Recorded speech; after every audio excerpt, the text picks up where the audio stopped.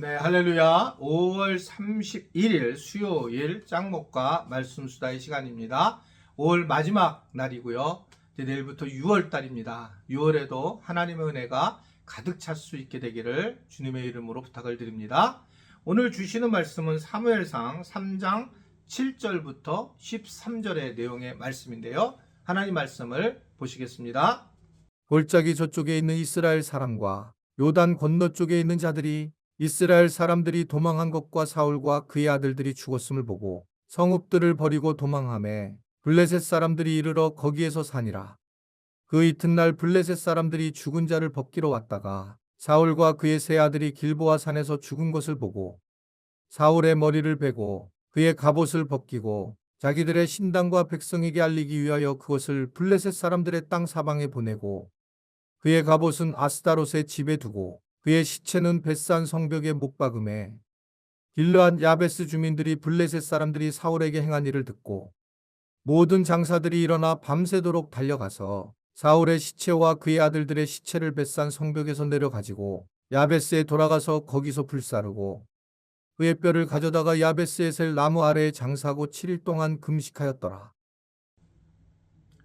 사울과 그의 아들들이 전사를 하게 되었습니다. 블레셋 사람들은 그래서 이 사울 왕의 머리를 베고 그의 갑옷을 벗겨서 수치스럽게 하였습니다. 갑옷은 다른 신당, 다롯 신당에 두고 시체는 벳산의 성벽에 못 박아서 온 백성에게 승리를 알렸어요. 제가 이스라엘 갔을 때 이 벳산을 갔는데 이 벳산이 요르단을 가는 통로 중에 하나였고 교통 요지의 중심에 있습니다. 마치 수원처럼 그러한 요지에 있는 것이 벳산이었어요. 즉 소문을 통해서 하나님 나라의 백성들이 결국은 이 정도밖에 안 된다, 죽임을 당했다라는 것을 의도하는 그런 모습이었단 말입니다.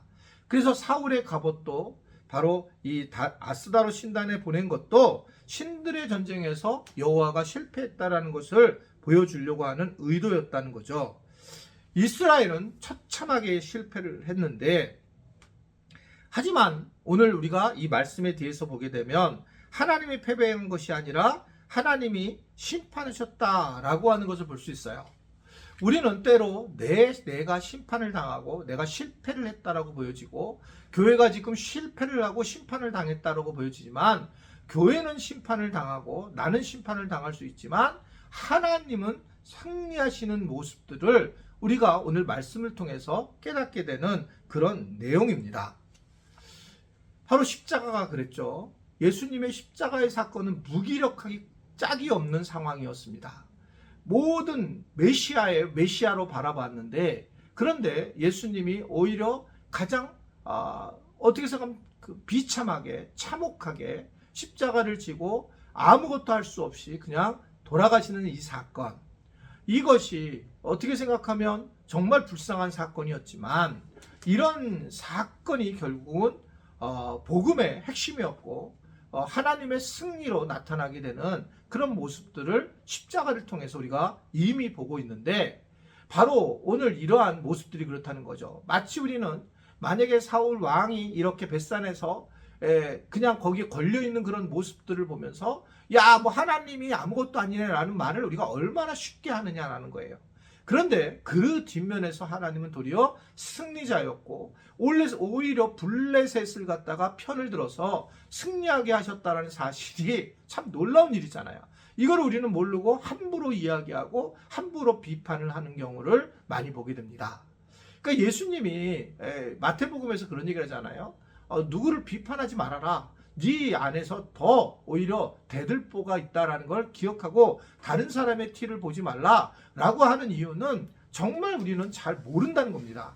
왜 이렇게 될지, 하나님이 이렇게 하셨는지를 잘 모르는 존재이기 때문에 우리 자신을 신경 쓰고 우리 자신을 바라보는 것이 훨씬 중요하다. 어떤 분이 이런 얘기를 한단 말이죠. 우리 교회에 와가지고 왜 저 사람은 저기서 찬양을 하고 있습니까? 라고 얘기할 수 있어요. 저 사람의 인생이 이런데 왜 이렇게 얘기를 할 수 있습니까? 라고 할 때 그것은 자기는 자기 신앙을 하면 되는 거예요. 다른 사람이 어떻게 신앙생활을 했다는 것은 그건 그 사람의 인생의 모습인 건데 이걸 구별 못하면 계속 흥분하고 함부로 대하게 되는 모습을 보이게 되는 거죠. 내가 하나님 앞에서 내 자신이 교회 앞에서 살아가야지 어떻게 저런 사람이 사역자가 될 수 있는가라고 하는 생각을 하는 순간부터 그는 결국 함부로 판단하고 비판하는, 즉 자기 안에 눈에 있는 것을 대득보를 보지 못하는 삶을 사는 거라고 보여집니다.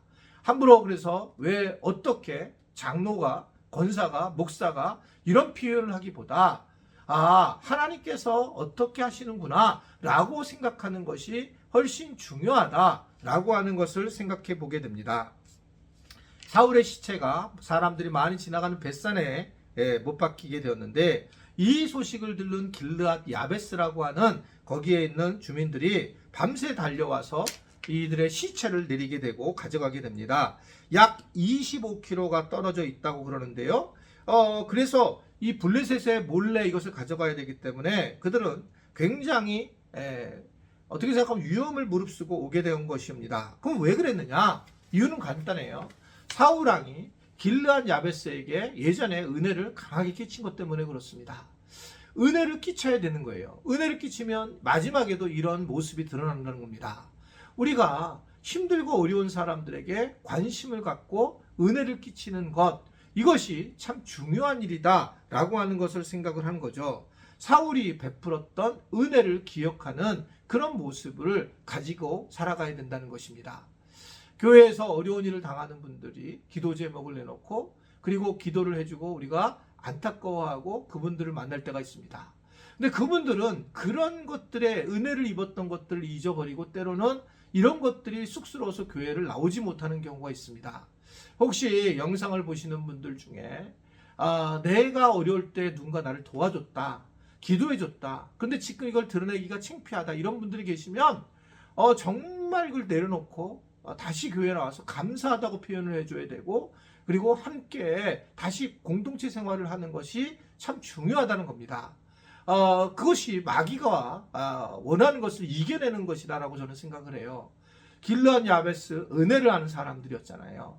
그래서 비록 사울이 굉장히 참혹하게 하나님 모르고 죽었지만 끝까지 도와준 사람, 이런 사람들이 되었다는 겁니다. 은혜를 우리가 잘 베풀어야 되고 은혜 받은 사람들은 그 은혜를 기억하고 함께 하는 것이 참 중요하다라고 하는 것을 새삼 오늘 말씀을 통해서 엿보게 됩니다. 은혜 받은 분들은 은혜를 꼭 표현하고 받은 표현을, 또 은혜를 우리가 전하며 살아가는 우리가 길르앗 야베스와 같은 사람이 될 수 있게 되기를 주님의 이름으로 부탁을 드립니다. 기도하겠습니다. 하나님, 5월달도 우리를 지켜주시고 보호해 주셔서 지금까지 인도해 주신 것 감사합니다. 6월달에도 하나님 은혜 안에 살아가는 우리들이 되게 하시고 또 은혜를 많이 받고 은혜를 끼칠 수 있는, 또 은혜 받은 것들을 전할 수 있는 우리 지체들이 되도록 도와 주옵소서. 예수님의 이름으로 기도드리옵나이다. 아멘.